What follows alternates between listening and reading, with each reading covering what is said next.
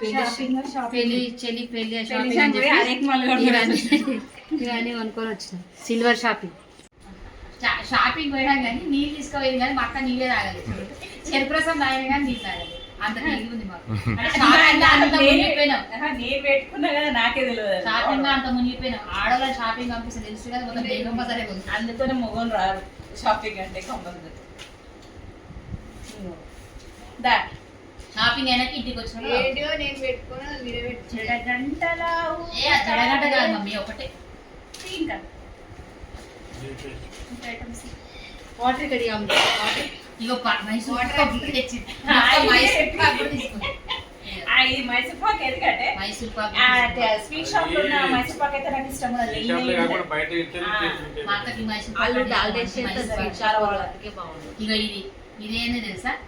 especially ఇది ఏంటంటే మా ఆయనకి నాకు చాలా ఇష్టం నిజంగా చెప్పాలి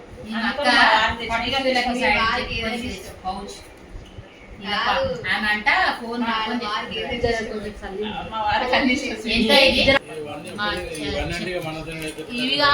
చెల్లి పెళ్లికి బేగం బజార్ వెళ్ళాం కదా సో గిఫ్ట్ ఐటమ్ తీసుకున్నాము